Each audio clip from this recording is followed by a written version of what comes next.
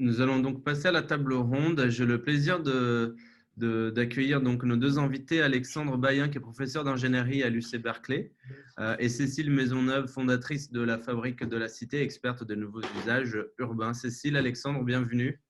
Vous, Alexandre, aujourd'hui, Tesla a disrupté l'industrie automobile en accélérant, comme on a vu sur la première partie, le changement vers l'électrique.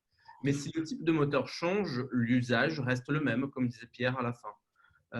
La vraie disruption latente, c'est celle du véhicule autonome qui prétend pouvoir répondre à beaucoup d'externalités de la voiture aujourd'hui. D'après vous, Alexandre, quelles améliorations permet l'autonomie du véhicule sur lequel travaille Tesla, ses concurrents, mais aussi les géants du numérique? Et on peut, pour aller un tout petit peu plus loin sur ces améliorations, comment Tesla arrive quand même à se différencier d'un Google, par exemple? Tout d'abord, merci pour l'invitation, pour la participation à cette table ronde de Faber Novel. Je suis très heureux d'être avec vous et très heureux de retrouver Cécile sur votre plateau numérique. Bonjour Cécile. Alors, c'est une question très riche, donc je vais essayer plutôt de faire court pour qu'on ait un dialogue plus qu'une pontification universitaire. Mais je pense que ce qui est dans votre présentation l'a d'ailleurs très bien dit, hein, ce qu'on voit dans cette avancée de l'autonomie, c'est une espèce de fusion, on va dire, entre la tôle et le téléphone. Puisque vous l'avez très bien dit dans la présentation, il y a la tablette au milieu, la tablette qui est un petit peu, on va dire, l'icône de l'autonomie à large échelle, donc par le routage. Mais effectivement, la disruption technologique vis-à-vis du véhicule, c'est le fait que l'autonomie, qui progressivement 1, 2, 3 va atteindre 5 un jour, permet finalement le contrôle du véhicule à des échelles toutes petites, la milliseconde, jusqu'à celle du trajet, puisque le trajet est procuré par l'algo de routage. Et donc, peut-être qu'au cours de ces conversations, on pourra revenir un petit peu sur les implications énergétiques que cela a. Mais par exemple, à très petite échelle, une des avancées que l'on va voir arriver très rapidement dans les années qui viennent, c'est par exemple le lissage des flux autoroutiers par l'autonomie. Le fait que vous avez tous, autour de cette table ronde, été dans un embouteillage où on accélère, on freine, on accélère, on freine et on ne sait pas pourquoi. Et en fait, l'autonomie, dans un premier temps, quand la pénétration des véhicules sera assez haute, permettra de lisser ça. Donc déjà, en termes énergétiques, ça a des implications énormes. On peut lisser jusqu'à pratiquement 10% de l'énergie consommée sur une autoroute, ce qui, à l'échelle de 2000 véhicules par heure par voie en Californie, est énorme. Et ça, avec 5% de véhicules comme les Tesla sur des autoroutes, on peut le faire. C'est-à-dire qu'on va entrer dans une phase où, avec une petite proportion de véhicules avec un certain degré d'autonomie, on peut arriver à contrôler tous les flux, y compris des gens qui sont autour et qui sont encore des véhicules conventionnels.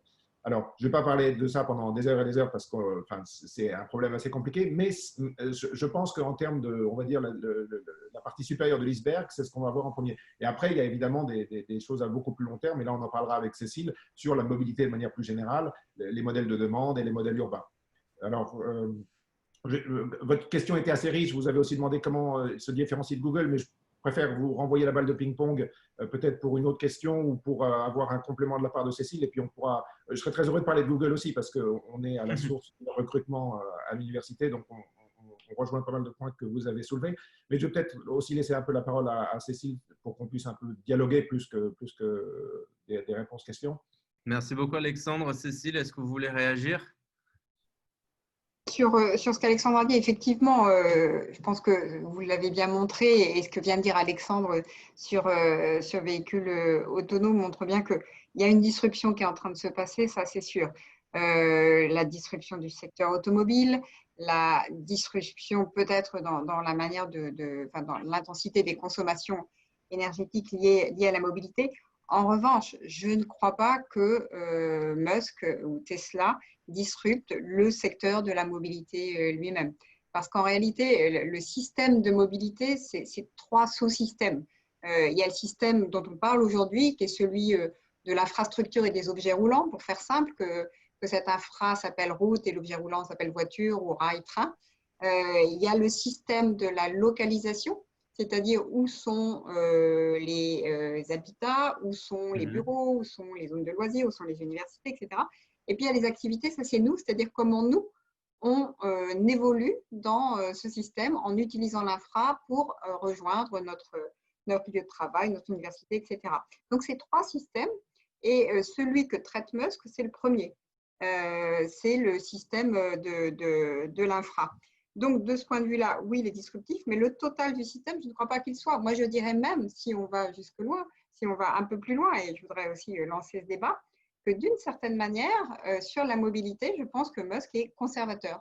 Il est conservateur parce que si on va vers un véhicule qui consomme de moins en moins, voire très peu, qui est autonome, eh bien, on peut se demander jusqu'à quel point ça ne va pas perpétuer un système d'organisation territoriale fondé sur l'étalement urbain.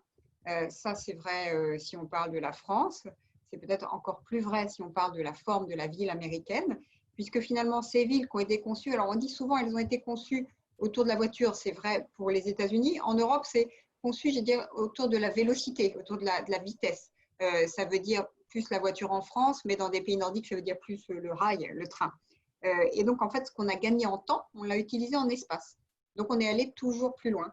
Et peut-être que finalement, si la révolution annoncée par Musk et sur l'électricité et sur l'autonomie se passe, eh bien, on va continuer de consommer de l'espace, d'autant que le trajet qui nous séparera des activités en lui-même sera valable. On pourra faire quelque chose de ce trajet. Donc, de ce point de vue-là, c'est un certain conservatisme des formes urbaines vers toujours plus d'étalement urbain et pas vraiment de disruption.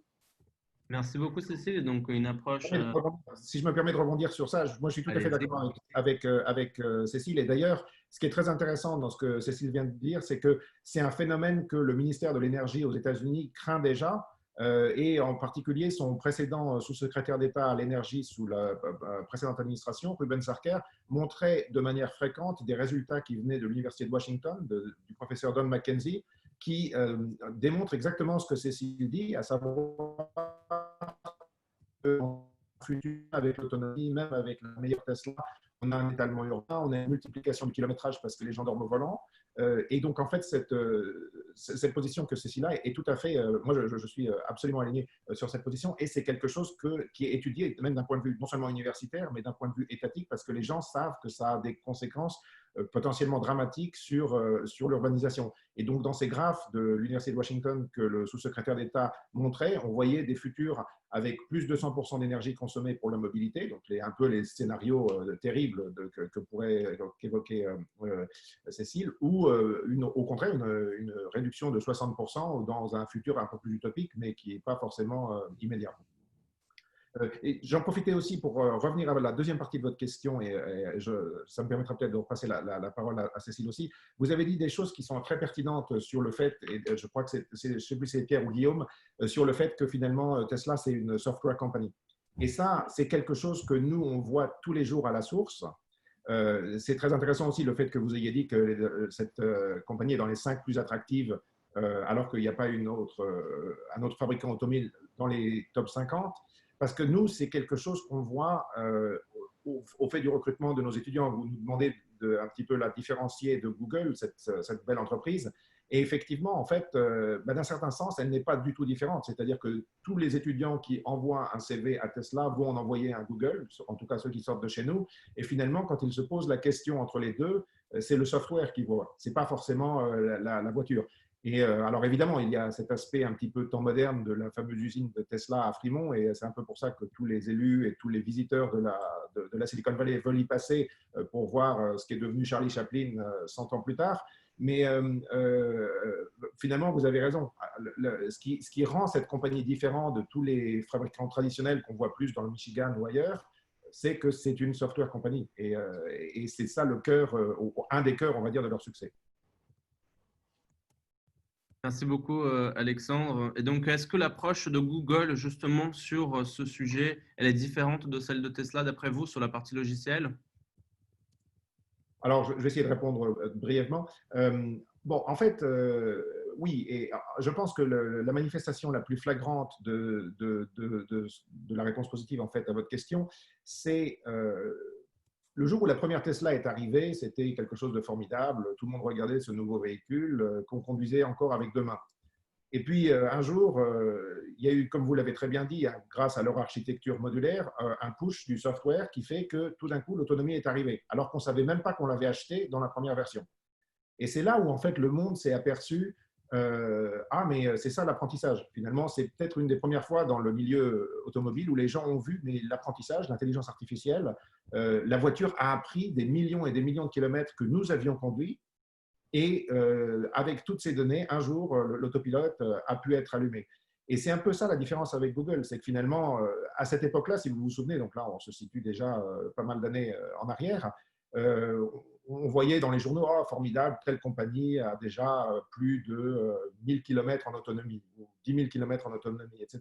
Mais en fait, ce que les gens ne voyaient pas à l'époque, c'est que Tesla en avait déjà des millions, sauf que les millions de kilomètres, c'était vous et moi qui conduisez, ou en tout cas ceux qui avaient des Tesla à l'époque. Moi, je n'en avais pas.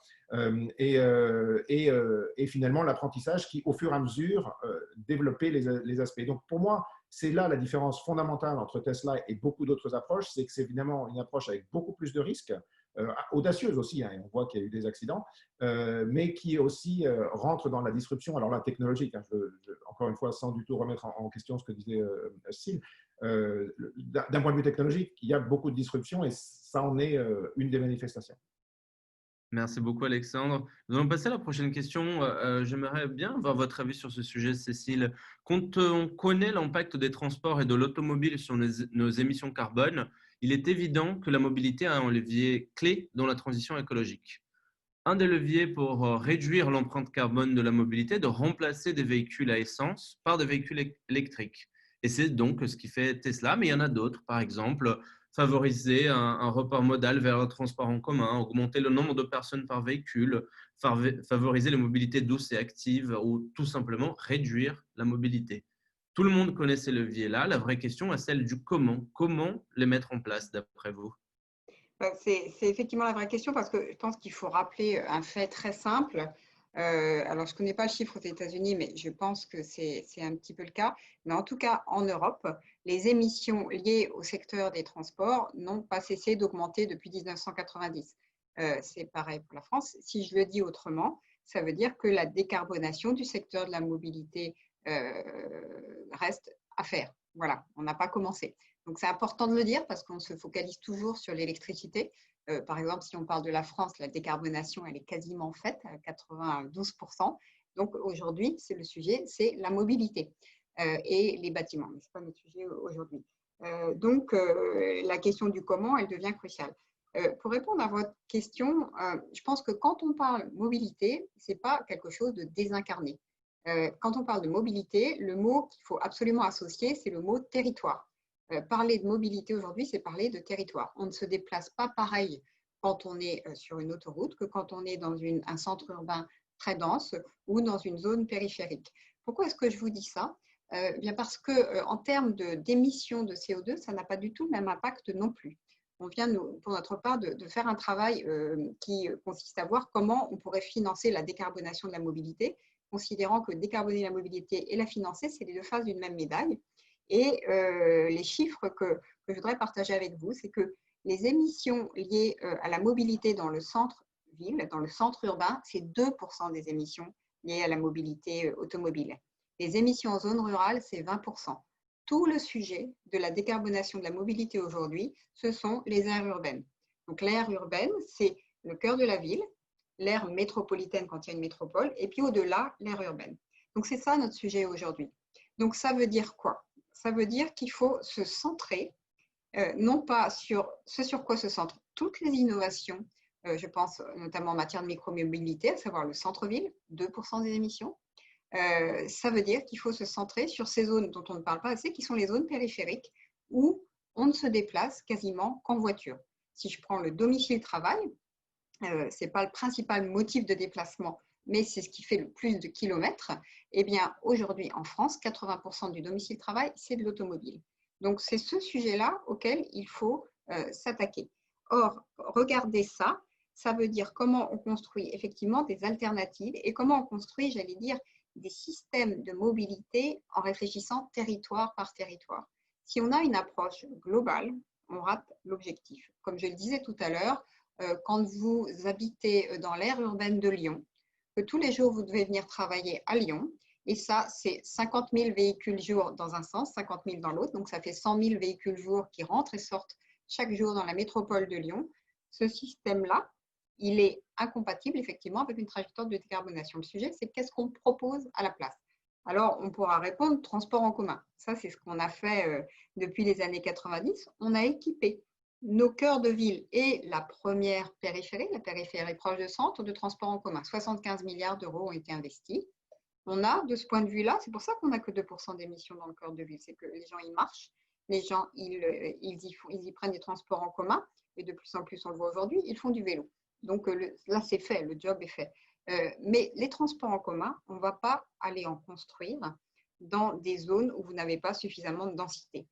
Et c'est là qu'on retombe sur notre problème, peut-être que c'est notre problème masque, c'est que depuis 10 ans, quand vous regardez, si je prends juste l'exemple de la France, où se sont installés les nouveaux urbains en France? Ils ne se sont pas installés dans le centre-ville, ils se sont minoritairement installés dans la métropole, là où on peut encore desservir les gens avec du transport en commun. Ils se sont installés dans l'aire urbaine en dehors de la métropole, c'est-à-dire dans mon troisième cercle, le cercle qui fait, en France, c'est le tiers des émissions de mobilité autoroutière. Donc là, le sujet, ce n'est pas le transport en commun, donc ça va être de leur proposer d'utiliser leur voiture, mais dès lors qu'ils entrent dans la zone métropolitaine, d'opter pour un autre mode. Et ça veut dire plusieurs choses.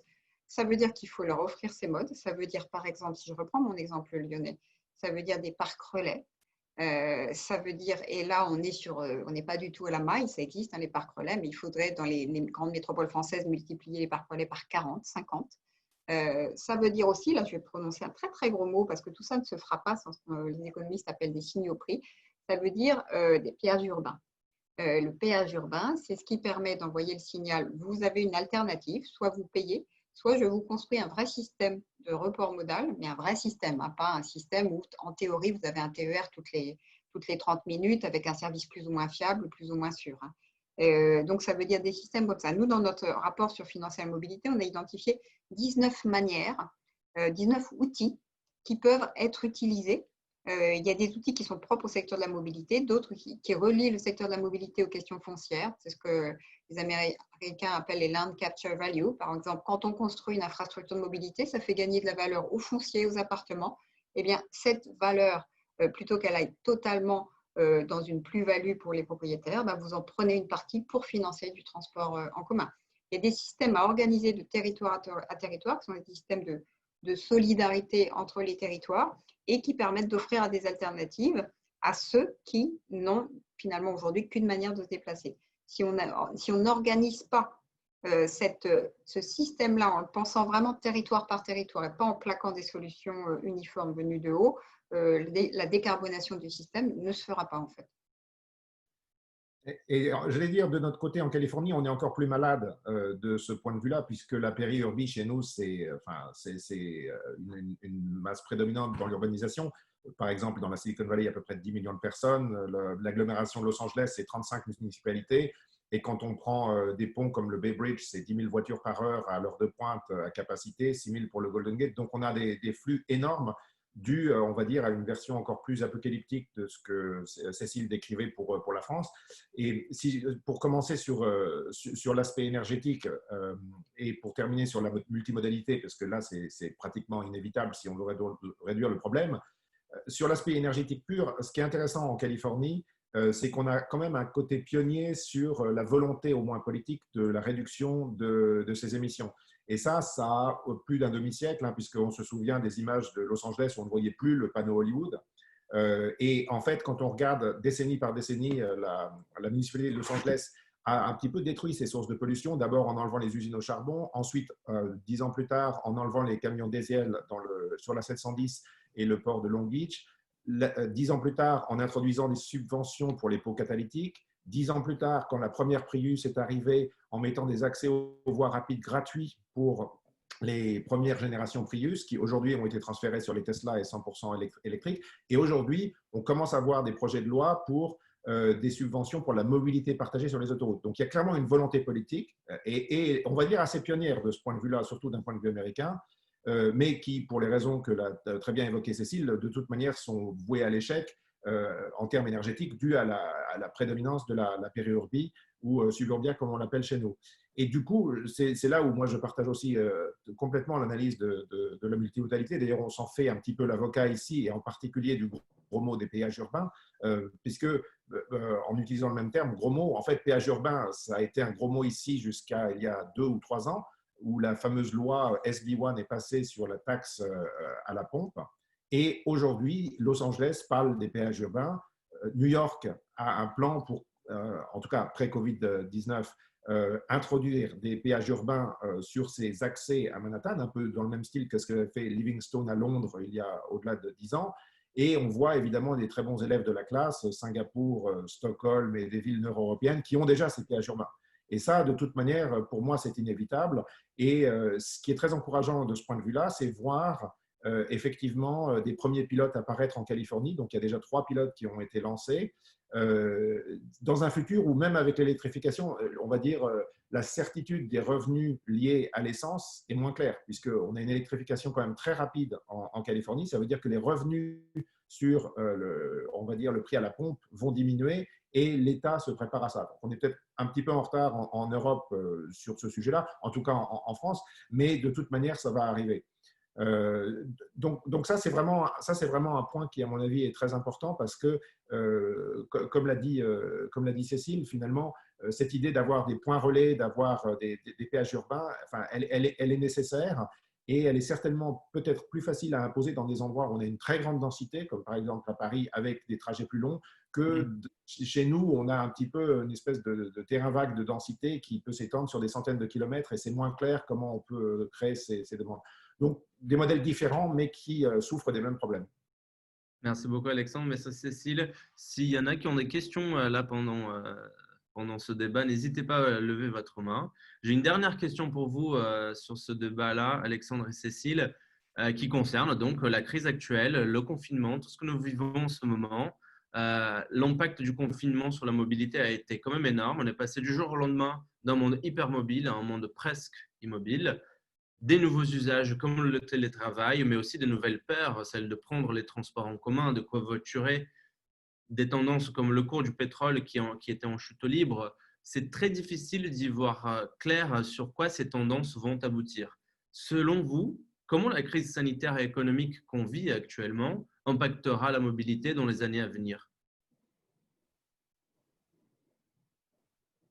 Alors, j'attaque, je te laisserai le dernier mot, Alexandre. Et peut-être que d'ailleurs, il y aura des différences peut-être entre là où tu vis et là où nous sommes. Premier constat, regardons ce qui se passe aujourd'hui.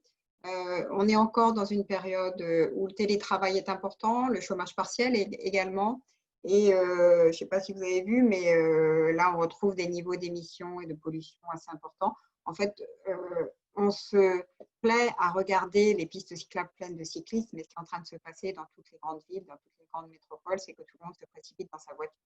Si vous regardez au jour le jour les données de mobilité, notamment que publie Apple, on le voit très clairement. Et on le voit aussi, ce qui est assez impressionnant, on le voit aussi dans des villes qui habituellement, dont les parts modales, c'est le transport en commun, la marche et en dernier la voiture. Là, les schémas sont inversés. Vous avez la voiture très très haut, le transport en commun qui est dans les limbes. C'est vraiment une crise vitale que sont en train de connaître les transports en commun du fait de la peur de la pandémie, de la distanciation sociale. Et c'est la voiture qui, pour l'instant, est le refuge en matière de mobilité. Donc, la question que ça pose sur l'avenir, première question, jusqu'à quel point on va voir ces comportements perdurer après la crise, parce que les effets d'hystérésie, ça existe aussi dans la mobilité. Ça, c'est une vraie question. Jusqu'à quel point l'assèchement financier que sont en train de subir les transports en commun, alors que leur coût fixe demeure. Depuis quelques jours, à Paris, l'ensemble du système de métro fonctionne, toutes les stations sont ouvertes. On ne peut pas dire, si vous fréquentez les transports en commun, que la fréquentation y soit impressionnante. Donc, les coûts fixes sont là, en revanche, les revenus ne sont pas là. Donc, ça pose une vraie question, notamment dans un pays qui fait reposer le financement du transport en commun sur les entreprises avec le versement mobilité. On a atteint quand même un niveau assez élevé. Donc, c'est pour ça que je pense que ça doit vraiment nous amener à reposer la question du financement des transports en commun. À plus long terme, est-ce qu'il faut estimer que, le télétravail va prendre de l'ampleur? Je rappellerai juste que les données, quand on a interrogé les salariés français assez récemment sur le télétravail, ils sont quand même 50% à estimer que ça n'est pas pour eux une solution satisfaisante, logement trop exigu, inégalité homme-femme, brouillage entre le professionnel et le personnel. Donc, le télétravail, ça ne va pas être non plus la panacée. Et puis, il y a cette idée de finalement délaisser la métropole pour aller vers les villes moyennes. Et là, je pense, attention aux grands fantasmes. Hein. La ville moyenne, bon, c'est très largement un fantasme français, au sens où on a encore la vision du bourg quasiment médiéval. La ville moyenne aujourd'hui, qu'est-ce que c'est? C'est de l'urbain, plutôt en forme de mitage. Donc, la ville moyenne aujourd'hui, c'est la voiture à tous les étages. Enfin, donc oui, peut-être que les Français vont choisir la ville moyenne. Ça ne veut pas dire que ça va se traduire par moins de mobilité. Hein. N'oublions pas aussi que dans des études américaines avaient montré que quand vous augmentez le télétravail, ben, il y a un effet rebond, c'est-à-dire que le déplacement que vous ne faites plus pour le domicile de travail, vous le faites pour autre chose. C'est un peu comme dans l'électricité, si vous faites de l'efficacité énergétique, ben, vous remontez vos consommations au bout d'un moment. Donc, attention à ces solutions qui peuvent paraître simples. Encore une fois, je pense que pour l'avenir des mobilités, si on veut vraiment avoir un autre système, il faut faire travailler les 3 sous-systèmes que j'ai décrits ensemble. Donc, le sujet aujourd'hui, vraiment, c'est le lien entre urbanisme et mobilité. Il faut arrêter de se satisfaire de construire des très, très beaux écoquartiers, super efficaces énergétiquement, mais pas du tout bien reliés aux activités. Et ce qui fait que on habite dans un bâtiment à énergie positive, mais on prend sa voiture pour aller travailler. Je caricature un peu, mais en tout cas, l'idée est là. Il faut vraiment faire travailler ensemble ces 2 pans. Je citerai juste l'exemple de la ville de Montréal qui, depuis 1 an, donc ça date avant le Covid, a fusionné ses services de mobilité et ses services de l'aménagement urbain. Et ça donne une autre manière de penser la ville où vous articulez vraiment le flux et le stock de bâtiments et comment on circule entre ces stocks. Très clair. Merci beaucoup, Cécile. Et vous, Alexandre?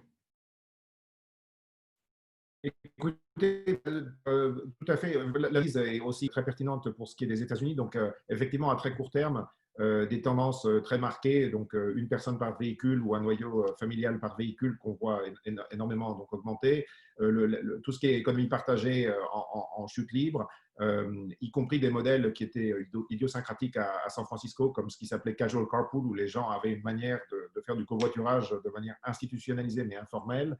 Bien sûr, les agences de transit, toutes dans le rouge à cause du faible nombre de gens qui les utilisent et des coûts fixes. Donc, ce qui aux États-Unis est encore plus difficile qu'en France, puisqu'on n'a pas du tout chez nous un système de transport en commun aussi développé qu'en région parisienne ou avec des zones de très haute densité. Chez nous, malheureusement, le transport en commun, ce n'est pas une des forces de notre réseau. Et aussi le trafic aérien en chute libre, comme tout le monde le sait. Donc, c'est vraiment tous les modes qui sont touchés à court terme. À long terme, c'est effectivement très intéressant d'écouter l'analyse de Cécile parce que donc en fait chez nous, on va dire il y a même peut-être une 3e étape après qui est encore pire. Donc dans un court terme jusqu'à un plus long terme, on a le télétravail qui émerge partout. Par exemple, toutes les entreprises de la Silicon Valley ont toutes déclaré que jusqu'à janvier 2021 ou décembre 2020, les employés peuvent travailler de chez eux. Ce qui était déjà des pratiques courantes. Dans les équipes avec lesquelles on travaille avec Uber, la moitié des gens, on ne les a jamais rencontrés parce que soit ils sont à Palo Alto, soit ils sont dans un autre bureau mondial. Donc déjà, le télétravail existait déjà et la téléprésence existait déjà. Mais du coup, dû au fait que cette transition était moins difficile pour eux, la pratique a été immédiatement généralisée. Ça touche aussi l'enseignement. Donc, le campus de Berkeley est fermé à une fréquentation intégrale jusqu'à décembre 2020. Et s'il y a de l'enseignement à l'automne, je dis bien si, parce qu'on ne sait pas, ça sera au mieux à 25% de capacité. Donc, on va dire le début du long terme, c'est déjà la révélation qu'on peut avoir cette téléprésence. Mais là où ça touche la mobilité de manière potentiellement très, très compliquée, c'est que vous avez certainement entendu parler de ces changements qui ont été suggérés par la direction de Facebook, qui pourraient faire un petit peu effet de jurisprudence, où finalement le leadership de Facebook a déclaré, mais après tout, si vous voulez habiter dans le Colorado, vous pouvez toujours travailler dans le bureau de Palo Alto. On va réajuster votre salaire, bien sûr, au niveau de vie du Colorado. Donc là, pas de commentaire sur ce sujet un peu compliqué. compliqué. Mais du coup, qu'est-ce que ça veut dire? Ça veut dire qu'au-delà même de la périorgie ou de la proximité très lointaine avec la banlieue, ces compagnies ont déjà compris comment le modèle du Covid-19 va permettre de complètement délocaliser leur, on va dire, leur personnel, un peu comme IBM l'avait fait comme une des premières grandes compagnies globales, en permettant aux gens de travailler chez eux il y a au-delà de 30 ans maintenant. À l'époque, les gens pensaient que c'était formidable, mais ça a introduit une énorme confusion du lieu personnel et du lieu de travail, comme l'a dit Cécile. Donc là, aujourd'hui, ça, c'est non seulement en train de se passer au-delà de l'échelle de la ville, aux États-Unis, mais vraisemblablement à l'échelle du monde. Et donc là, vous pouvez imaginer les implications que ça va avoir sur tout un ensemble d'aspects du recrutement. Donc, d'une part, poussant les problèmes de mobilité à une échelle bien au-delà de celle de la ville, et après, introduisant des dimensions aussi extrêmement compliquées de démographie du recrutement, parce qu'on peut imaginer les excès que ça pourrait induire en délocalisant essentiellement de manière virtuelle des compagnies qui, jusqu'à présent, ont été intégralement hébergées, on va dire, dans la Silicon Valley. Et ça, c'est le début de quelque chose de nouveau qui a été induit par le Covid-19, dont finalement la tech a pris conscience. Facebook est certainement la première instantiation de ça.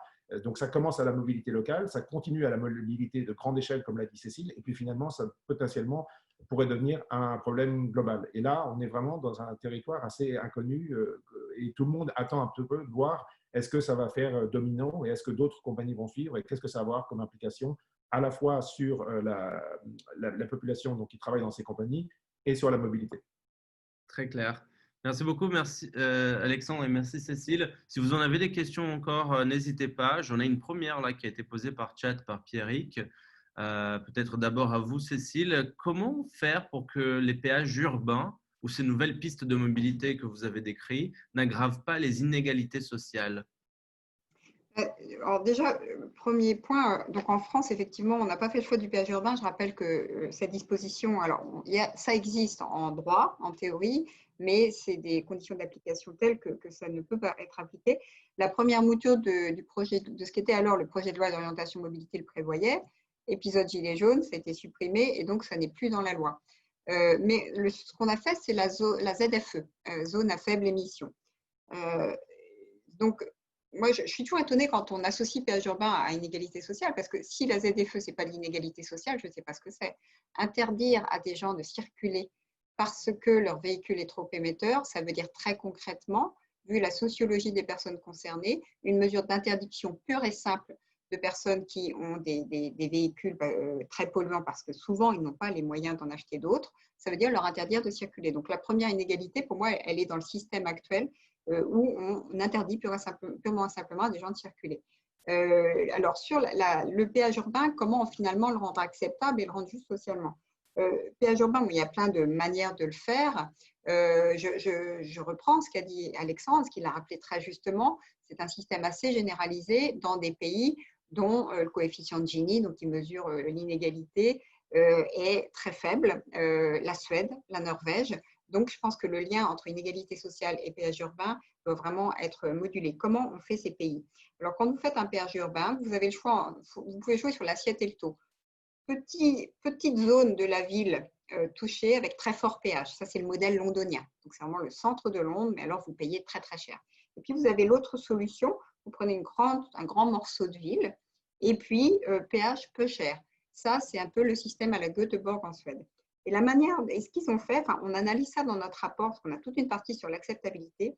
Le premier sujet, c'est pas dire il faut faire un péage urbain parce que c'est très bien. Il faut dire on a un problème et quel est le problème? Est-ce que c'est la congestion? Est-ce que c'est la décarbonation? Est-ce que c'est une ville trop étalée et qu'il faut rendre plus compacte?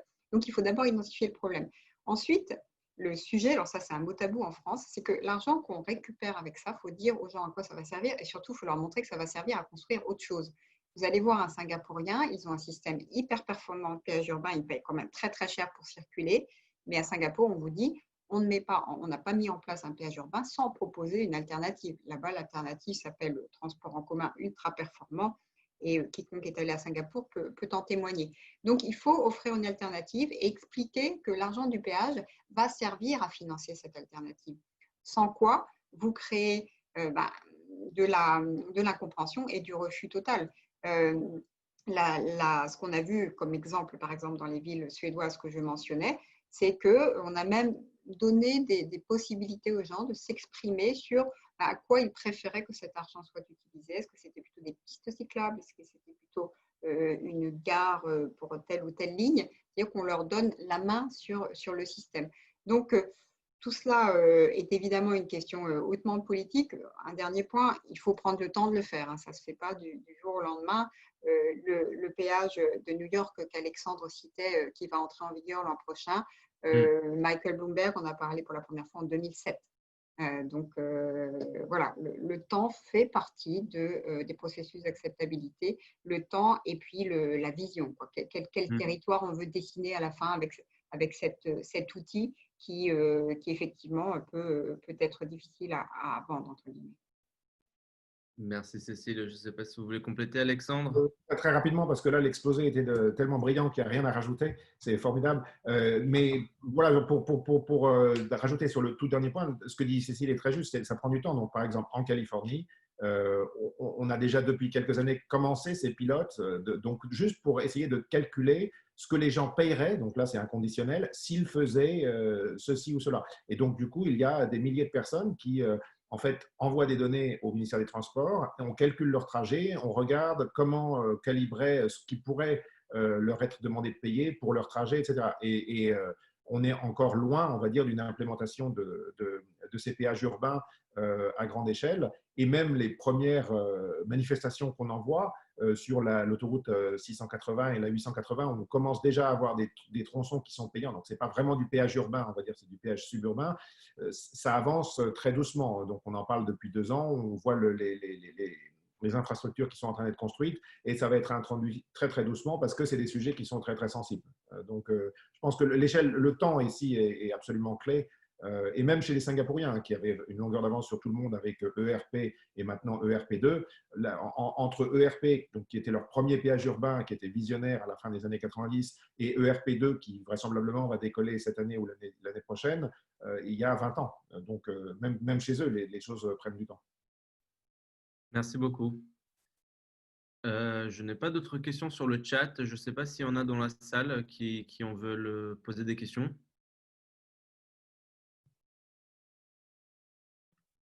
Non, pas pour l'instant. Bon, on a encore 7 minutes. Non, Joachim, j'ai une dernière question, si je peux. Super. J'ai une question pour vous deux concernant la régulation. En préparant la table ronde d'aujourd'hui, c'est un sujet que nous avons pas mal évoqué et la question de la responsabilité. Donc, la question qui est très simple, c'est qui doit définir la mobilité de demain? C'est très ouvert. Moi, je vais répondre sur un point particulier parce que là, sinon, on va avoir des discussions philosophiques hegeliennes en 500 pages. Moi, je vais prendre un point particulier dans la question qui est très riche et essayer de faire court. Pour moi, il y a un problème clé qui est le problème des applis routages. Donc, les applis routages, tout le monde pointe du doigt Waze, mais que ce soit Waze, Google ou Apple, qui est en fait un duopole en disant que Waze fait partie de Google, ce n'est pas une appli, c'est les applis, juste pour être sûr qu'on parle de tout le monde. Et par ailleurs, il y a tous les TNC, donc Uber, Lyft, etc., qui eux-mêmes utilisent des applis routage. Sans parler, bien sûr, de tout ce qui est Amazon, qui eux aussi ont leur propre appli routage. Donc, si on regarde le problème des applis routage de manière globale, il y a un problème qui est, pour moi, un des cancers de la ville, qui est finalement que ces applis routage, dans les 5 ou 10 dernières années, ont révélé à tous les conducteurs des courts-circuits du réseau, c'est-à-dire des chemins qui leur permettraient d'aller plus vite, qui traversent les zones résidentielles. Ça, c'est un cancer global. On a des données qui recensent des centaines de villes qui en sont victimes. C'est un cancer contre lequel les meilleurs remèdes qui ont été inventés, malheureusement, sont des remèdes qui rendent la situation pire. Donc, les villes qui construisent des sens uniques, des stops, des dodanes, qui désynchronisent leurs feux de signalisation pour ralentir les véhicules, pour éviter que les applis les envoient, c'est très, très mauvais. Et donc, pour moi, en réponse à votre question, je dirais que la responsabilité de la mobilité pour ce problème que j'ai évoqué, qui n'est pas du tout un problème, c'est vraiment j'ai pris un vertical très spécifique pour répondre à votre question, c'est il faut qu'on ait une intervention des pouvoirs publics. On ne peut pas laisser le secteur privé faire de la mobilité sauvage, entre guillemets, vu qu'aujourd'hui, c'est à l'échelle de pratiquement tous les véhicules. Et là, on doit vraiment avoir une discussion entre le secteur privé et le secteur public, parce que dans les 20 prochaines années, ça va devenir vraiment une catastrophe. Le jour où on aura l'autonomie à 100%, ça sera différent, parce que les problèmes sont posés en différents termes. Mais là, il n'y a pas encore beaucoup de pays qui ont commencé ces dialogues. Alors, il y a des cas extrêmes comme en Israël, où il y a carrément eu des procès contre certaines compagnies. Donc là, c'est radical. Mais ce dialogue n'existe pas encore. Et donc, nous, on y travaille en Californie. Je sais que c'est un problème pour le Grand Paris, hein, en particulier le Grand Paris Sud-Ouest. Donc, de toute manière, il va falloir s'atteler à ce cancer. Et donc, pour moi, on a une responsabilité d'aider les pouvoirs publics à se munir pour donner les bons outils, finalement, pour réguler. Merci, Alexandre. Cécile?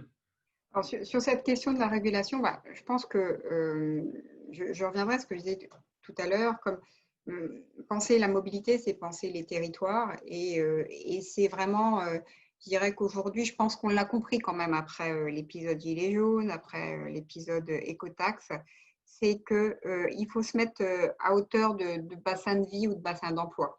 Je pense que des solutions de régulation qui tombent du ciel, qui sont uniformes, et où finalement on ne comprend pas trop le pourquoi du comment, ça ne marche pas, ça ne marche plus du tout. Et de ce point de vue-là, il faut, je pense, dans cette approche de territoire par territoire, penser à l'offre, mais aussi penser à la demande, hein, puisque quand j'ai décrit tous les systèmes, généralement, quand on pense système de mobilité, on dit, ben voilà, on va mettre des lignes là, on va mettre des lignes là, mais où est la demande et comment s'organise la demande? Et de ce point de vue-là, je pense que des systèmes de partenariat multi-acteurs, pour rebondir sur ce que disait Alexandre, qui associent alors, secteur public, secteur privé, sont très intéressants. Je vais prendre juste un exemple qu'on avait vu à Toulouse. Ça a été une expérimentation pendant 2 ans dans le cadre d'un projet européen. À Toulouse, la congestion a énormément augmenté les années passées, du fait, pour une bonne raison, c'est que Toulouse est une ville très attractive. 45 000 habitants en plus viennent s'installer dans l'aire urbaine toulousaine chaque année. Et il y a cette zone d'emploi de Blagnac autour de tout l'écosystème Airbus qui, évidemment, concentre tous les emplois. Et pour résoudre les problèmes de congestion, il y a eu une expérimentation visant à, un peu comme dans l'électricité, encore une fois, à supprimer l'heure de pointe, les bouchons du matin ou les bouchons du soir. Et ils ont mis autour de la table les opérateurs de mobilité, les entreprises du secteur et les élus, avec l'idée d'utiliser aussi bien des systèmes intelligents, de la donnée, mais réfléchir également en termes de rythme de travail, mais réfléchir également aussi en termes de, de mutualisation des moyens de transport, covoiturage, etc.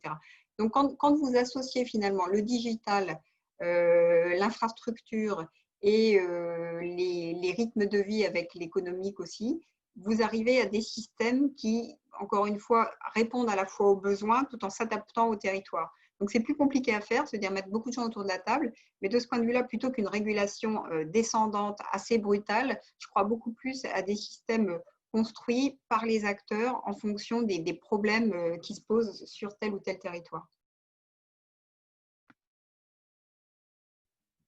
Merci beaucoup. Une dernière chance, est-ce qu'il y en a qui ont des questions? N'hésitez pas à lever la main. Non. Bon, tout est très clair alors. Merci beaucoup. Merci Cécile, merci Alexandre et merci à Pierre et à Guillaume. Merci à votre invitation et ça fait toujours plaisir de parler à la France de la Californie où on est. Et merci à Faber Novel et merci à toi Cécile, c'est toujours un plaisir de te retrouver et puis de parler avec vous. Merci également, merci à toi Alexandre et à vous, toute l'équipe de Faber Novel. Débat passionnant.